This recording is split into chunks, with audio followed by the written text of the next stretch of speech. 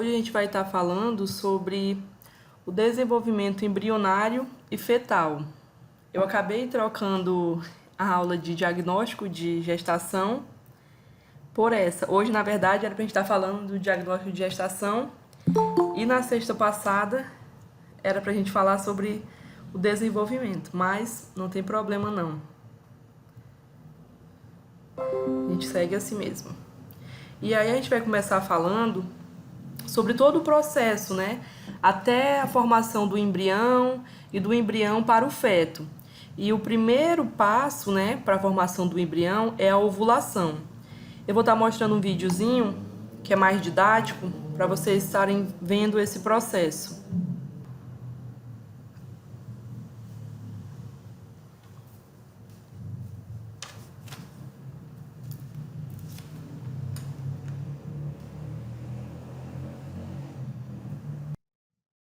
A ovulação é parte do ciclo menstrual em que o ovário libera um óvulo maduro ou óvulos. Dentro do ovário há centenas de milhares de folículos. Cada folículo é uma bola oca de células imaturas com um óvulo imaturo no centro. O ciclo menstrual normal de 28 dias começa no primeiro dia de sangramento menstrual. Durante os primeiros 7 dias do ciclo, alguns folículos começam a crescer ao mesmo tempo. Estes folículos amadurecidos secretam o hormônio estrogênio na corrente sanguínea para preparar a parede do útero para a gravidez. Por volta do dia 7, todos os folículos param de crescer e começam a se degenerar, com exceção de um. Este folículo dominante continua a crescer e a nutrir o óvulo em desenvolvimento dentro dele. Por volta do dia 12, o folículo secreta uma grande quantidade de estrogênio no sangue.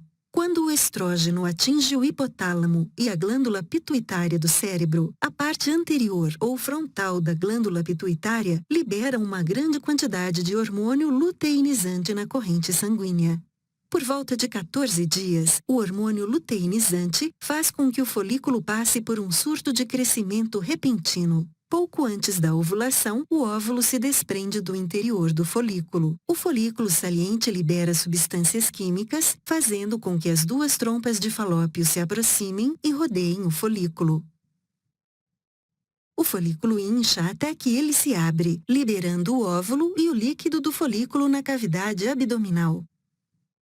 Por conseguinte, as fímbrias, pequenas projeções no final da trompa de Falópio, passam rapidamente através do local da ovulação e recolhem os óvulos. Cílios microscópicos na superfície das fímbrias levam o óvulo até a entrada da trompa de Falópio. Dentro das paredes da trompa de Falópio, as contrações musculares empurram o óvulo em direção ao útero.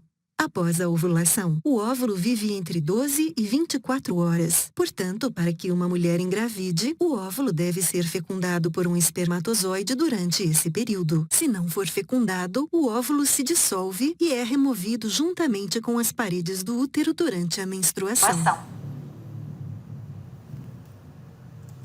A gente falou, né, sobre a ovulação, quando falávamos do aparelho reprodutor feminino, o ciclo menstrual,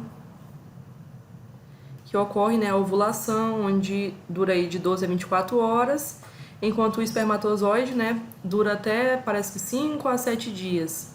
Então pode estar ocorrendo aquilo que eu comentei com vocês, da mulher estar ovulando um dia antes, ela tem relação sexual, o óvulo ainda está ali, né, vivo, entre aspas, e aí é fecundado e ocorre a gestação, né.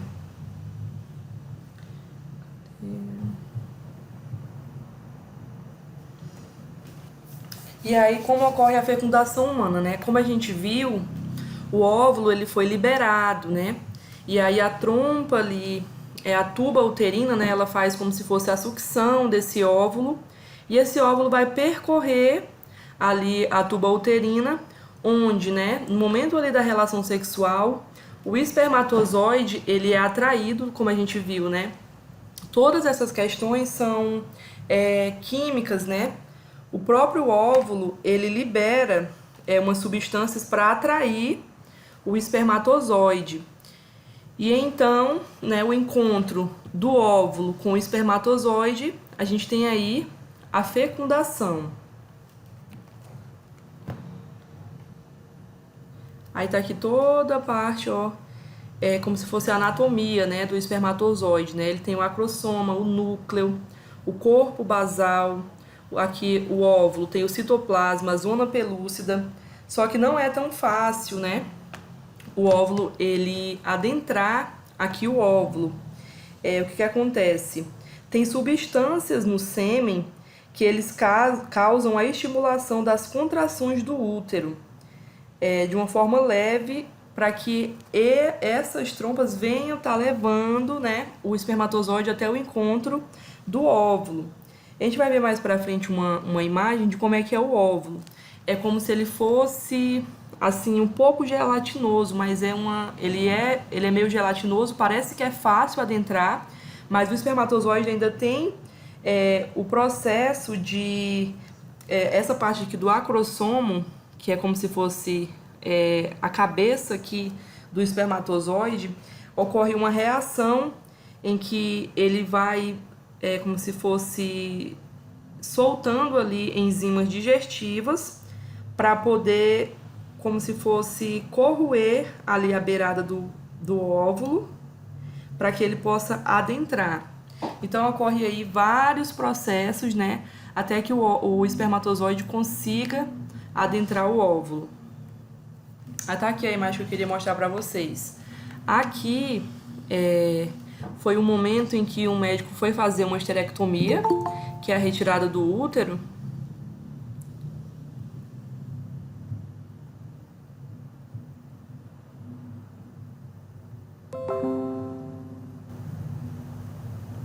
Sim, e aí o médico fez esse procedimento da retirada do útero, e aí, por uma coisa assim, né, fenomenal, nesse momento estava tendo aí a ovulação.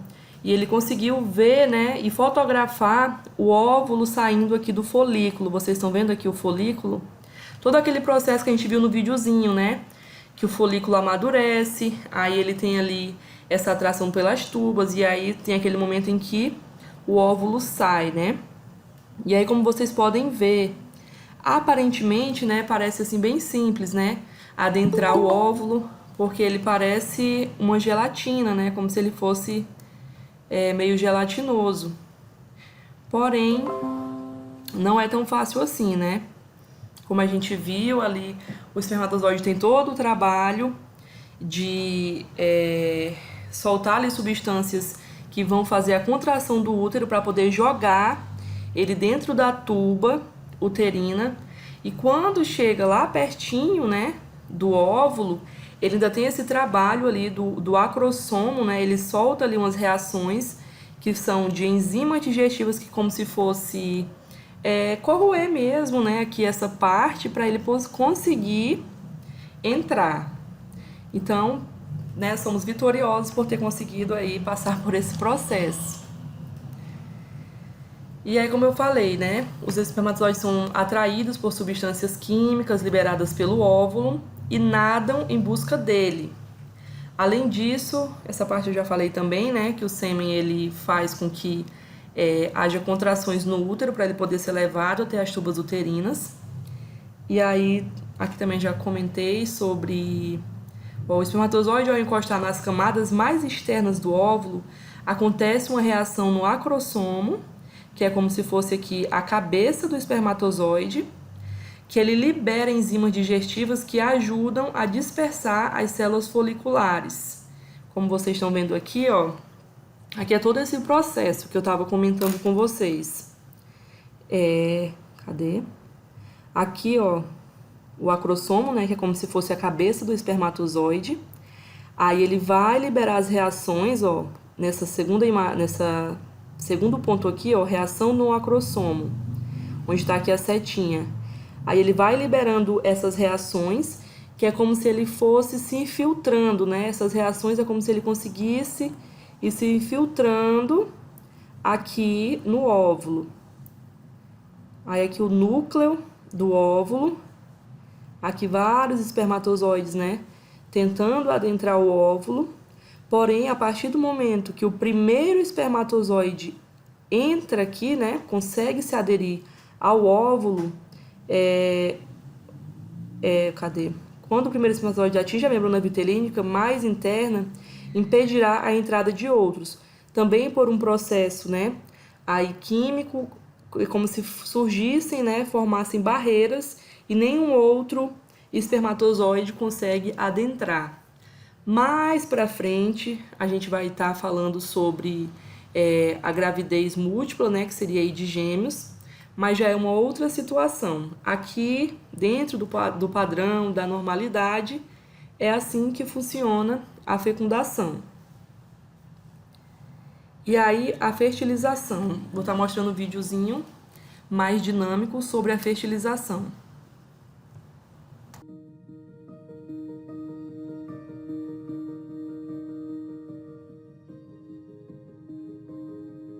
A gravidez se inicia quando o espermatozoide fecunda o óvulo. A fertilização é um processo mágico, onde um único espermatozoide vence a corrida da vida para se unir ao óvulo e formar um novo ser humano.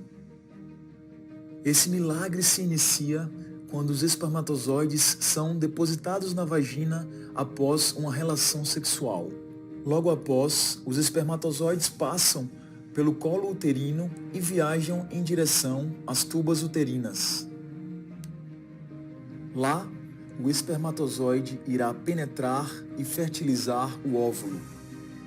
Após a fusão dos gametas, uma série de eventos acontecem para dar início à divisão celular do embrião.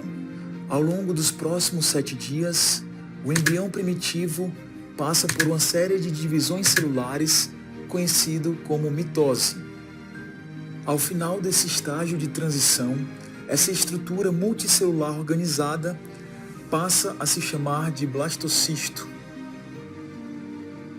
Durante o seu estágio de divisão celular, o embrião primitivo é transportado ao longo da tuba uterina em direção à cavidade uterina, local onde ele irá se implantar por volta do 6º dia.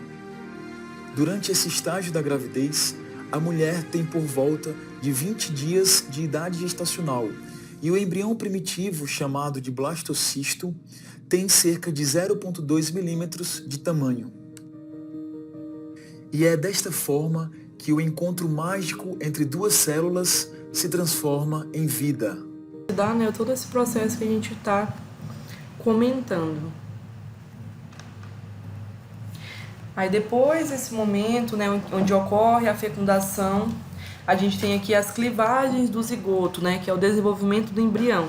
A gente vê muito isso aqui, né, em biologia, né, tanto acho que ali no fundamental, no ensino médio, né, a gente tem aulas assim bem específicas sobre esse momento aqui.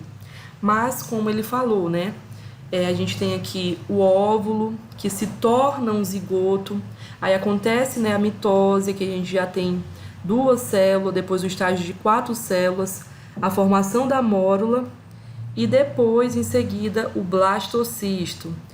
Isso aqui vai se dar aí por volta, né, esse processo final aqui, até se formar um blastocisto, por volta de 7 dias. É o período em que se forma o blastocisto. E a gente vai estar vendo que o blastocisto, ele vai se aderir aqui na parede, né, uterina, o que a gente vai chamar do processo de nidação. Então, quero que vocês anotem essa questão, porque é questão de prova, é questão de trabalho. Então, o que é a nidação? É o processo em que o blastocisto, ele se adere aqui na parede uterina, na parede do endométrio, após ali, né, os 7 dias da sua formação. Cadê? A primeira clivagem ocorre cerca de 24 horas após a fertilização. Então, passou 24 horas, a gente já vai ter aqui, né, o estágio de 2 células. No segundo dia, após as relações sexuais. E o blastocisto é formado entre o 4º e o 7º dia, como eu falei para vocês. Geralmente a gente fixa aí, né, que até o 7º dia o blastocisto ele está formado. E aí, como a gente pode ver aqui, né, todo esse processo, né, vai ocorrer aí dentro da tuba uterina. Aqui o ovário que liberou, né, lá o folículo, que o folículo liberou o óvulo, e aí o óvulo vai percorrendo aqui toda a tuba uterina. Aí é onde acontece aqui o encontro, né, entre o óvulo e o espermatozoide, ocorrendo aí a fecundação. Depois desse processo, né, se o óvulo ele for fecundado, a gente vai estar tendo, né, aí a formação do zigoto. Em seguida, do zigoto, cadê? A gente vai ter aqui o estágio, né, em 2 células, todo o processo da clivagem. Em seguida, a gente vai ter aqui, né, já a divisão de 4 células, a mórula, e em seguida a formação do blastocisto. Aqui dentro desse blastocisto, a gente tem, agora eu não vou lembrar do nomezinho técnico, mas é o peraí rapidinho, o embrioblasto.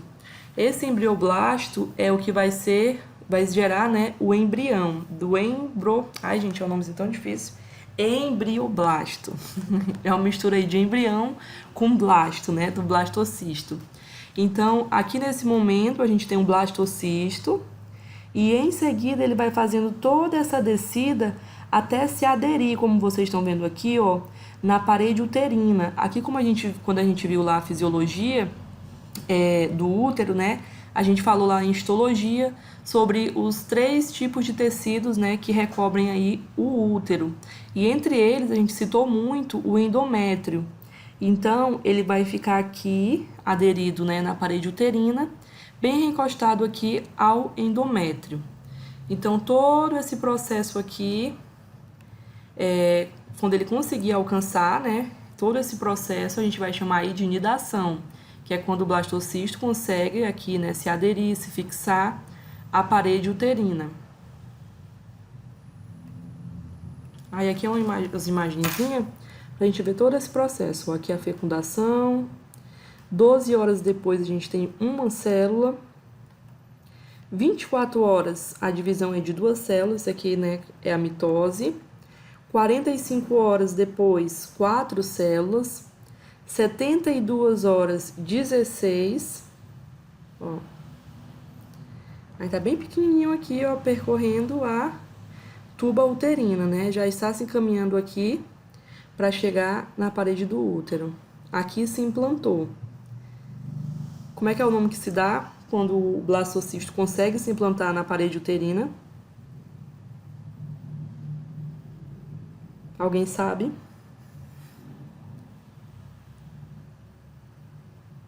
Nidação, gente. Toda vez que a gente tiver aí a implantação, a implantação do blastocisto na parede uterina, a gente vai ter o processo chamado de nidação. Aí aqui, ó, é o blastocisto, para vocês verem como é que é uma célula assim minúscula, né? A gente não vê nada, né? Nem imagina que daqui vai sair um embrião que posteriormente vai virar um feto, né? E o nascimento aí de um bebê. Ó, aqui no dia 13, ele já tá bem maiorzinho, parece assim um amendoim, né? No dia 21, dia 14, ó, ele já tá implantadinho aqui, ó, no endométrio, né? Após a nidação, a placenta e o cordão umbilical começam a ser formados.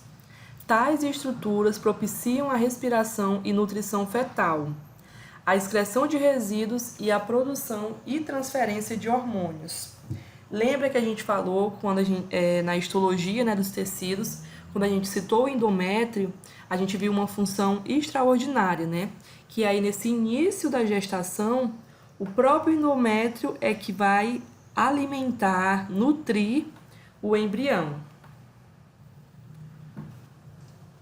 Aí aqui a formação do blastocisto. Cerca de 5 dias após a concepção, aparece uma cavidade contendo líquido em seu interior, a blastocela, marcando assim o início da fase denominada blastocisto. O blastocisto é delimitado por uma camada de células externa, o trofoblasto, de onde se originará parte da placenta e apresenta ainda uma saliência de massa celular na parede interna, o embrioblasto, que irá desenvolver o embrião propriamente dito. Então, como eu falei para vocês, né? É como se dentro do embrioblasto, aquela célula pequenininha, tivesse ali outras células que é o embrioblasto, que futuramente se tornará aí o embrião. Aí, depois desse processo que a gente chamou aí, né, de blastocisto, a gente vai ter a gastrulação, que é o quê? É o início, tem seu início em uma região periférica do disco embrionário. Nessa fase, o plano corporal do embrião vai se definindo, ocorrendo migrações e reorganização de células, fazendo com que a blastocélula desapareça. Enquanto isso, uma nova cavidade se forma, contendo um líquido. Essa nova cavidade é denominada arquentero, que vai ser o esboço do futuro tubo digestório do ser. O arquentero comunica-se com o meio externo por meio de uma abertura, o blatoporo, que posteriormente irá formar o ânus do embrião. Então, antes, né, da gente ter aí, né, o tubo digestório do bebê, o ânus, né, do embrião, a gente vai ter esses nomezinhos, né, técnicos que será futuramente as partes, né, os órgãos desse embrião. Como a gente está vendo aqui, ó, nessa imagem. É tudo aqui celular, né, muita biologia, né, isso aqui. É toda a formação celular, toda a formação dos órgãos aí desse bebezinho. Aqui, né, uma imagem de como é que ocorre essa gastrulação, o arquentero, o blastoporo, dois tecidos, a ectoderme e a mesentoderme. Tudo isso aqui está ocorrendo ali na parede uterina, lá onde está o blastocisto. Então, toda essa formação ela está ocorrendo ali dentro, né, do útero. Aí a gente vai ter aí a formação dos folhetos germinativos, que vai ser, né, a ectoderma, mesoderma e endoderma, que são aí os tecidos, né, que irão formar também os órgãos desse embrião. Na ectoderma, a gente tem aí uma forma da epiderme, de anexos cutâneos, né, pelos e unhas, esmaltes dos dentes, sistema nervoso central, receptores dos órgãos dos sentidos e a parte dos olhos, orelhas e cavidade nasal.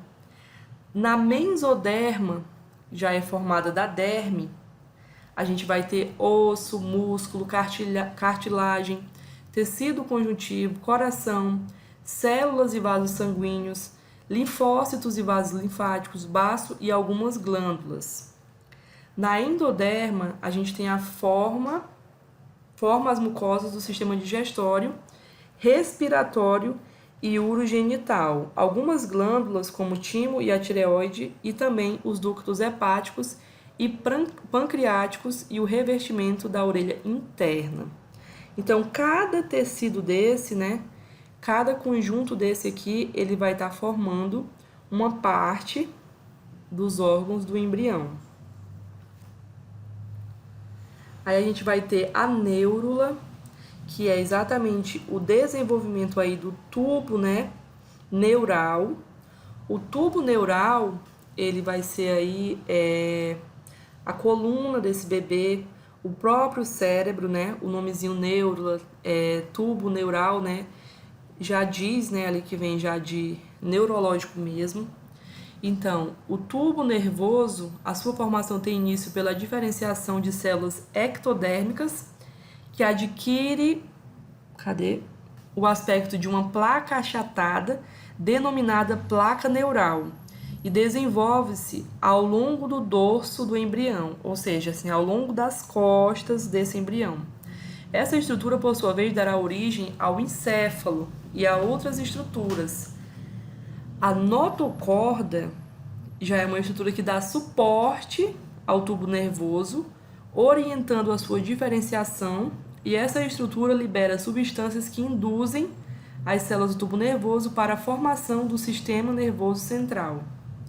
Aí tá aqui, né, uma imagenzinha de como é que ocorre esse processo dessa formação, né, aí do tubo neural, que nada mais é do que a formação neurológica, né, ali da coluna do bebê.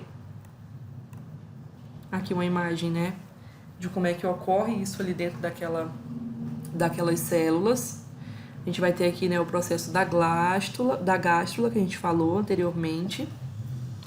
E aqui a gente vai ter a formação do tubo neural. Ó, canal neural, celoma, ectoderme, mesoderme, notocorda, endoderme e intestino. Tudo isso aqui, gente, é o embrião. Que assim, né, a olhos nus, né, a gente não consegue nem ver, né, assim, que um bebê vem daqui, né? Mas é todas essas células que vai estar compondo aí esse sistema. Aí aqui uma imagem, né, de como é que é esse tubo, né, neural. Aqui a notocorda, ó, que ela é mais fininha, que vai dar dando suporte aqui para o tubo neural, nessa formação, nessa diferenciação das células. E aí o resumo da embriogênese, né, é o zigoto, mórula, blástula, gástrula e neura. Toda essa formação aqui a gente vai chegar no nosso embrião. Deixa eu beber aqui um pouquinho de água. E aí, antes da gente falar, né, sobre o embrião, o feto, né, como é que se dá essa formação, a gente vai estar falando sobre os anexos embrionários. E a gente vai ter aí vesícula vitelínica, ou saco vitelínico, né, a gente pode estar chamando também de saco gestacional, o amínio, né, que é a bolsa de água, córion, alantoide, placenta e cordão umbilical. São essas estruturas, né, que a gente chama aí de anexos embrionários. Essas todas são estruturas que derivam dos folhetos germinativos. Os folhetos germinativos, né, aquilo que a gente falou anteriormente, né, da ectoderma, ali onde está formando também os órgãos do bebê.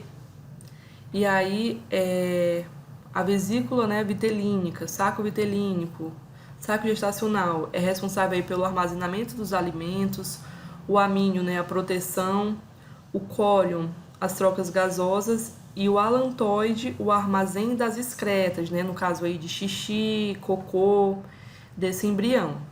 E aí, posteriormente, nós temos aí a placenta e o cordão umbilical, que alguns autores, né, já defendem que não fazem parte dos anexos embrionários, já que tanto a placenta quanto o cordão umbilical já tem parte da mãe. Então, alguns autores não concordam que a placenta e o cordão façam parte desses anexos. A gente vai estar falando da vesícula vitelínica, né? Que é o primeiro anexo a surgir e se caracteriza por ser a fonte e nutrição do embrião que não tem contato com a mãe. Nesse momento aqui a gente ainda não tem, né, ali o cordão umbilical, né, para poder estar fazendo esse contato, mãe e filho. Então a gente vai ter aí a vesícula como principal provedor dessa nutrição para o bebê. O amínio é uma fina membrana que delimita uma bolsa repleta de líquido formado pela ectoderme e mesoderme. O líquido amniótico que tem por funções evitar o ressecamento do embrião e proteger contra os choques mecânicos, né? Então, assim, a mulher tá ali, ela cai ou ela bate com a barriga, e aí seria, né, o fim ali da gestação se nós não tivéssemos essa bolsa aí para proteger o feto, né, ali o embrião. A gente vai ter o córion. Eu coloquei aqui a setinha para vocês verem, ó. O círculo vermelho, ó, esse aqui é o córion, que é uma membrana fina que envolve os outros anexos embrionários e é o mais externo. Ele junta-se com o alantoide para formar o alactocorion, com função respiratória. Aí tá aqui o balantoide, né? Que é um pouquinho aqui mais abaixo. Aqui é tudo assim, a gente ainda não consegue ter a percepção aí de um feto, né? O alantoide é uma membrana ligada à parte posterior do intestino do embrião e também uma membrana em forma de saco, formado aí pela endoderme e a mesoderme.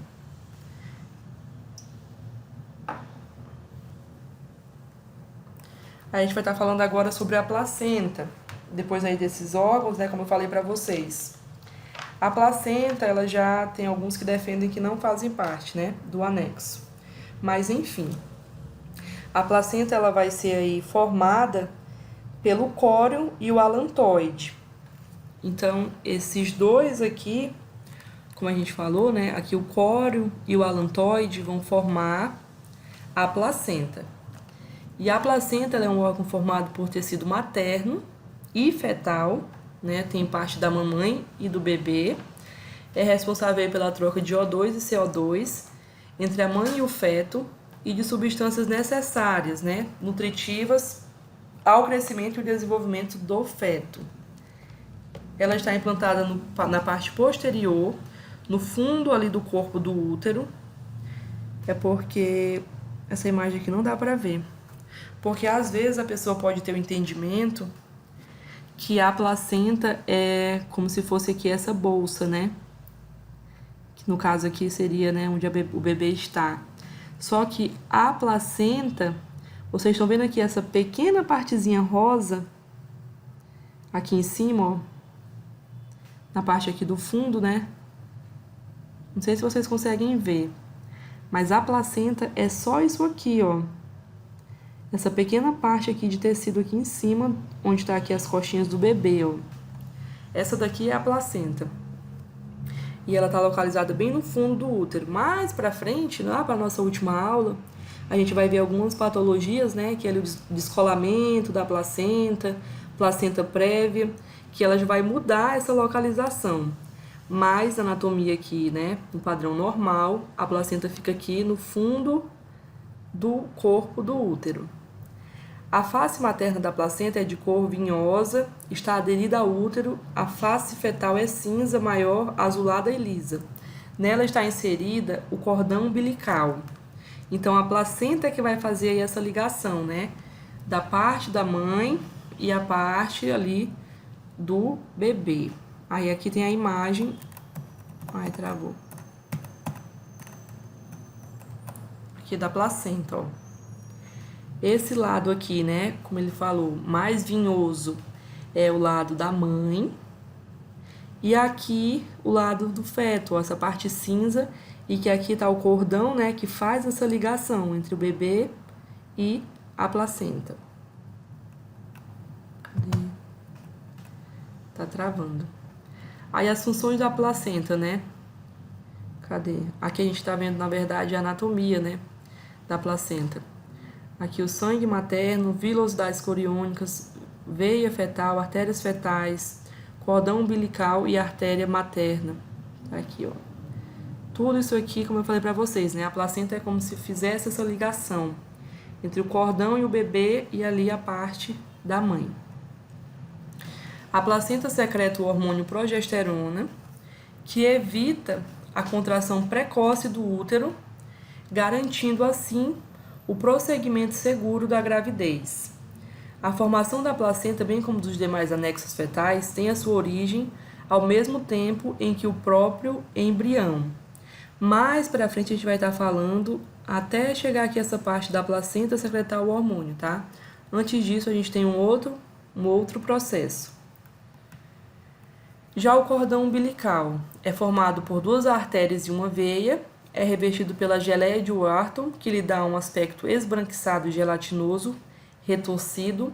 Ao contrário do padrão usual, a artéria umbilical carrega sangue venoso, retirando os detritos metabólicos do feto. A veia carrega sangue arterial oxigenado e substâncias nutritivas da placenta e CO2 vão para o feto. Ao final da gestação, ela chega a medir de 50 a 60 centímetros. Então, como a gente pode ver aqui na imagem, né? Aqui do cordão umbilical, a gente tem a artéria, a gente tem as veias, né? Por aqui que vai estar tendo essa troca, né? De O2 e CO2 aí pro feto. Aqui, né? Mais acima, a placenta. Aqui a placenta, ó, gente. Ela é bem curtinha aqui dentro do útero, né? Aqui do fundo do útero. Aí vem as membranas fetais. São duas as membranas fetais, o córeo e a amínio. Elas formam a bolsa de água que revestem o feto. Que é quando a gente fala assim, a bolsa estourou, né? É exatamente esse processo aqui, né? Onde tem essa formação do córeo e do amínio. O córeo é mais próximo da parede do útero e externo em relação ao feto. Saco coriônico, ó, o córeo. Até traçou aqui, ó, a setinha, tá vendo? A membrana amniótica é interna em relação ao feto e mais fina e delicada. Ó, saco amniótico. E elas se rompem espontaneamente ou artificialmente no parto. Aqui, às vezes, a gente tem mulheres que tem, que a gente chama de bolsa rota, né? Que é o quê? Quando ocorre de perfurar de alguma forma, né? Alguma parte aqui desse saco, né? Amniótico aqui. E aí, o que acontece? Vai começar a ter a vazão, né? Ali do líquido amniótico. E aí a mulher vai ver, né, que vai estar saindo ali um líquido que não é xixi, né, um líquido ali meio transparente mesmo, né, se assemelha à água. E aí a gente vai estar investigando aonde que pode estar sendo, né, essa perfuração aí do saco. E aí às vezes a mulher tem que ficar de repouso, né, às vezes precisa ter o parto porque tá saindo muito. Às vezes com medicamento a gente consegue, né, meio que estabilizar a vazão desse líquido. E aí, às vezes, a mulher tem que ter o bebê, né? Às vezes tem que ter o bebê prematuro. E aí, enfim, né? Vai pra UTI, né? O bebezinho. E aí, às vezes, né? Consegue dar certo, dependendo ali da quantidade de semanas, né? Que esse bebê nasceu. Já o líquido amniótico, né? Que é o que a gente estava comentando. O líquido amniótico, ele já não tem, assim, uma formação conhecida, né? Ainda se discute como que ele é formado. Mas se tem, assim, uma noção de que esse líquido, ele é formado... Cadê? Ele pode ser formado aí, o feto engole o líquido e elimina a urina hipotônica, e aí com isso ele vai formando mais quantidades desse líquido. É mais ou menos essa ideia que se tem da formação aí do líquido amniótico. O líquido amniótico é continuamente substituído em uma proporção muito rápida, mas seus destinos, assim como as suas origens, são imprecisas. Então, se acredita que o bebê faz xixi ali dentro, ele toma ali o líquido, aí vai formando mais e mais e mais, enchendo essa bolsa aí de líquido amniótico, né? Enfim, ainda é uma teoria aí que precisa ser estudada, né? Aí, professor. Oi. O meu, ele fez cocô dentro de mim. Já tinha estourado a bolsa ou não? Sim, já tinha estourado. Aí ele fez cocô, aí foi tirado mais rápido. Isso mesmo. É porque quando é assim, a gente chama, na verdade, de mecônio, né? Quando o bebê faz cocô ali dentro, né, da bolsa, ali da placenta, né? Que tá tudo misturado. O que acontece? Pode ocorrer, como eu falei pra vocês, aí dentro do líquido amniótico, ele vai fazendo essas trocas, né? Vai tomando o líquido amniótico. Então, quando a bolsa estoura, o bebê, ele fez cocô e ele ingere esse cocô, aí é altamente grave, porque ele pode ter infecções, ter o sofrimento fetal. Então, ele precisa ser tirado às pressas para fazer tipo uma lavagem para evitar que ele tenha aí uma infecção, as complicações, né? Geralmente isso acontece em em partos pós-termo, onde já passou ali de 42 semanas, mais ou menos. Geralmente acontece aí nesse período, quando já era para ter nascido, o bebê fica muito tempo e acaba aí, né, comendo o próprio cocô, que a gente chama de mecônio, né? esse cocôzinho ali dentro, a gente chama essa palavrinha aí, mecônio. Aí aqui, como eu falei pra vocês, né, a gente vai ter também a gravidez múltipla, que é aí os gêmeos, né, a gente vai ter os gêmeos idênticos e os gêmeos fraternos. E a gente tem aí dois fenômenos, né, um que ele se torna até mais simples e outro que é bem mais complexo.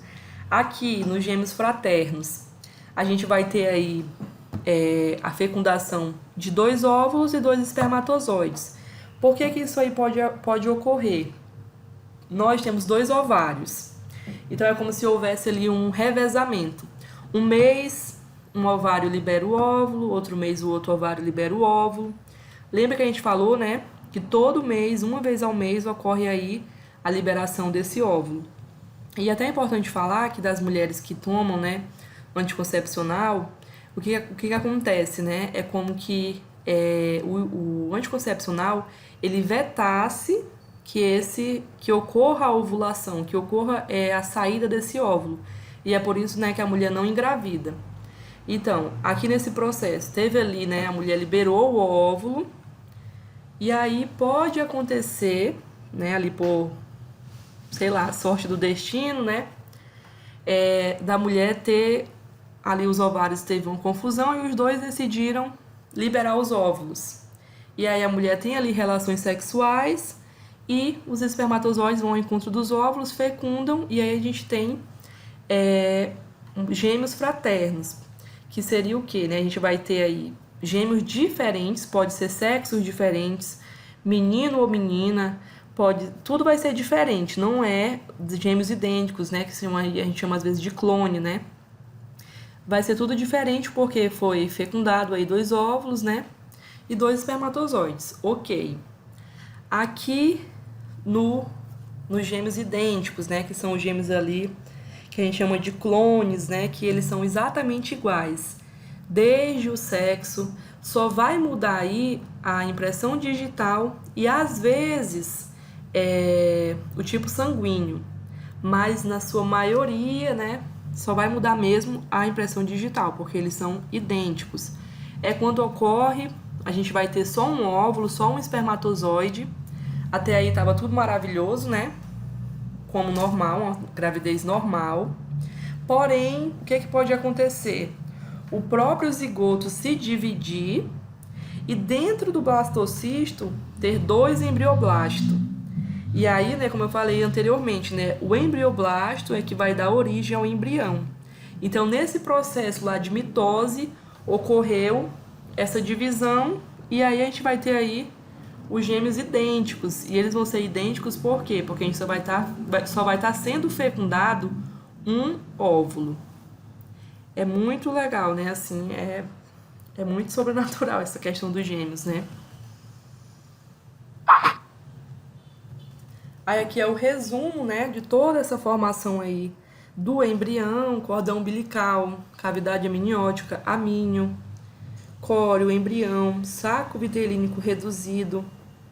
Aqui, né, quando a mulher tá ali até a 4ª semana de gestação que a gente vai fazer o ultrassom, a gente só consegue ver esse saquinho, né? E a gente vai e confirma que a mulher tá grávida. O alantoide aqui, que futuramente vai ser aí, né, a placenta. E vilosidades da placenta. Deixa eu beber mais um pouquinho de água.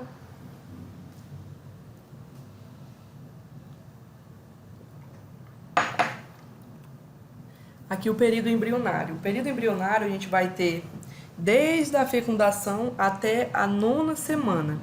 Vai ser chamado de período embrionário. Aqui a gente tem a 9ª semana, aqui já 13. Já dá pra ver bastante diferença, né? 25, né? Já tem aqui os bracinhos, as mãozinhas, a sobrancelha, tudo formadinho. 30 semanas e 36 semanas. Aí aqui o parto, né? A gente vai ter placenta, útero. Lembra que a gente falou lá na aula de PCCU, né? Sobre a cérvix, né? Que é onde a gente faz ali a raspagem. Então, é pela cérvix também que vai sair o bebê. E aqui a placenta e o cordão umbilical. Olha o biquinho dele. Ah, é muito lindo. Aí aqui no período fetal. Período fetal, né, é a partir da 9ª semana. E a gente vai ter aqui 100 após a fertilização ou 10 semanas após a DUM. A DUM é a data da última menstruação. Então, se a mulher dizer assim, eu menstruei em 10 de março, a gente vai contar a semana posterior. Então, seria aí, 17 de março. Então, faria aqui, 10 semanas. 4 centímetros de comprimento. O desenvolvimento no período fetal consiste no crescimento e maturação das estruturas formadas no período embrionário. Aqui com 12 semanas, o útero já é palpável, acima da sínfise púbica. Tamanho do feto mede aí de 6 a 7 centímetros e pesa em torno de 13 gramas. Aparecem os centros de ossificação, diferenciação dos dedos, desenvolvimento do nariz e pele, cabelos rudimentares, genitália externa começa a se definir e inicia-se movimentos espontâneos. Aqui, quando inicia esses movimentos espontâneos, ainda não é perceptível para a mulher, tá? Aqui um feto com 12 semanas.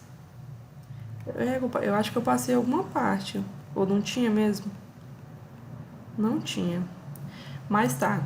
Anotem aí que o período embrionário é desde a fecundação até a 8ª semana, certo? E a partir da 9ª semana até o nascimento, a gente tem o período fetal. Acho que eu esqueci de colocar. Aqui nas 16 semanas, a gente tem aqui um tamanho de 10 centímetros, o peso 110 gramas, o sexo já pode ser determinado, a partir da 14ª semana. Aqui na 16ª semana, ele já tem quase todos os órgãos desenvolvidos, os olhos ainda estão fechados, mãos e os pés começam a se mover, mas não é perceptível ainda para a mãe. Olha, tá tudo formadinho já, tudo lindo. Que é uma... Aqui na 20ª semana, ele já vai ter aí 22 centímetros, pesa 300 gramas, pele menos transparente e o cabelo começa a se formar. Com 24 semanas, a gente vai ter um peso aí de 630 gramas, pele enrugada, deposição de gordura, cabeça grande, olhos reconhecíveis, o desenvolvimento de brônquios e bronquíolos já é quase completo. Se nascer, ele vai tentar respirar, mas muitos morrem porque os alvéolos ainda não estão formados. Então, geralmente, essa parte pulmonar, ela é a última a ser formada. É por isso que, muitas vezes, dependendo de quantas semanas o bebê nasce, ele não resiste, por conta dessa questão dos pulmões. Aqui, ele completa 24 semanas. De entre os seus órgãos, somente os pulmões não estão completamente formados. Nessa etapa, já mexe os braços e as pernas, pisca os olhos, chupa os dedos, inclusive tem seus primeiros acessos de soluço. Aí aqui não tem, mas é que a partir da 20ª semana, mais ou menos, que a mulher ela consegue já sentir os movimentos fetais. E é isso.